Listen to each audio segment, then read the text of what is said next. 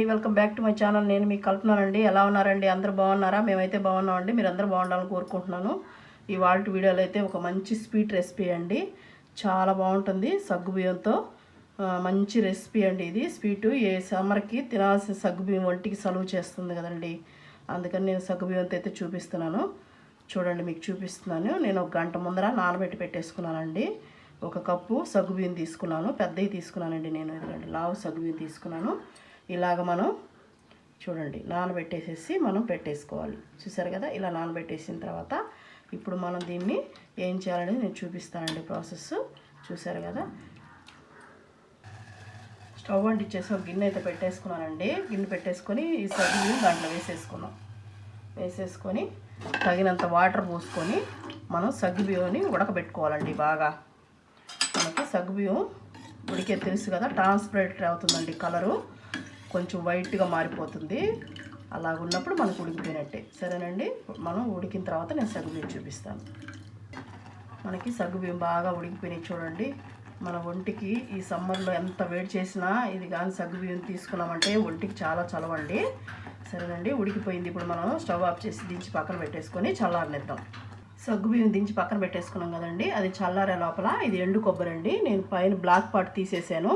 Black part తీసేసి మనం శుద్ధంగా ఇలా కట్ చేసేసుకుని చిన్న చిన్న పీసులు ఒక చిప్ప తీసుకున్నానండి. నేను మిక్సీ జార్లో వేసేసుకున్నాం. ఇప్పుడు మనం జీడిపప్పులు ఒక 7 తీసుకుంటున్నానండి. ఒక 2 స్పూన్లు ఉప్మా రవ్వ తీసుకుంటున్నానండి. ఈ 3 మనం వీలైనంత మెత్తగా పొడి పట్టుకుందాం. ఇలాగా పట్టేసుకోవాలండి. మన జీడిపప్పు, కొబ్బరి, ఉప్మా రవ్వ అలా పట్టేసుకొని మనం దీన్ని ఒక బౌల్లో తీసి పెట్టేసుకోవాలి. ఇది పక్కన పెట్టేసుకుందాం. చాలా బాగుంటుందండి స్వీట్, తప్పకుండా ట్రై చేయండి. అది పక్కన పెట్టేసుకున్నాం కదా, నేను చక్కెర తీసుకుంటున్నానండి. మళ్ళీ దీంట్లోనే నేను దీంతో సగ్గుబియ్యం నిండా తీసుకున్నానండి. అందుకోసం నేను 1.5 కప్పు అయితే చక్కెర వేసుకుంటున్నాను. 1 కప్పు వేసాను కదా, ఇంకో సగం కప్పు వేస్తాను. ఇదిగోండి, ఒక సగం కప్పు కూడా వేసేస్తున్నానండి నేను. మీరు ఇంకా తీపి ఎక్కువ తినేవాళ్ళు ఉంటే 2 కప్పులైనా వేసుకోవచ్చండి. నేను తక్కువ తింటాం కాబట్టి మేము 1.5 వేసుకున్నాను. మీరు ఎక్కువ తినేవాళ్ళు అయితే 2 అయినా వేసుకోండి.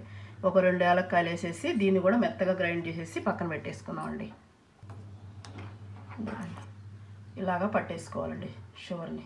సరేనా, ఇది కూడా పక్కన పెట్టేసి ప్రాసెస్లోకి అయితే వెళ్ళిపోదాం.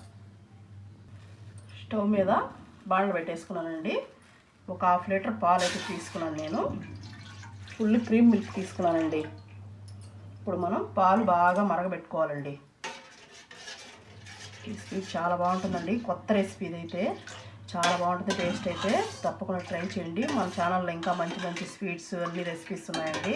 వీళ్ళైతే మీకు కుదిరితే చూసి మీకు కానీ నచ్చినట్టయితే లైక్ చేసి ఛానల్ సబ్స్క్రైబ్ చేసుకోండి. సరేనండి, పాలు తెల్లి కొద్దిగా దగ్గర పడ్డాయండి. కొంచెం తగ్గింది.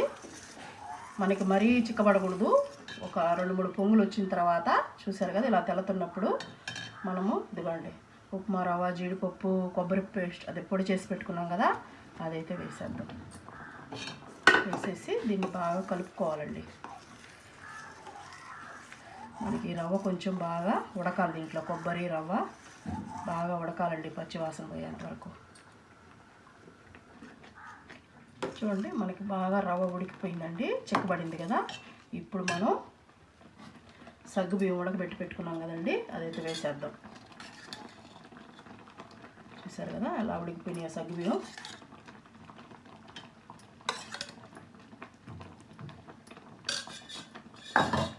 పెట్టేసుకొని సగ్గుబియ్యం కూడా దీంట్లో బాగా కలిపేసుకోవాలండి.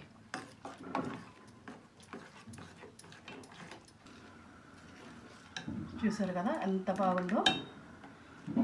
దీంట్లో ఇప్పుడు మనం చక్కెర వేసేసుకుందామండి. పొడి చేసి పెట్టుకున్నాం కదా, అదైతే వేసేసుకుందాం.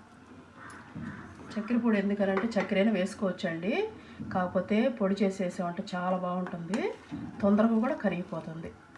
అందుకోసం నేను పొడి చేసి వేసానండి. మీరు కావాలంటే చక్కెరైనా వేసుకోవచ్చు. బాగా కలిపేసుకోవాలండి.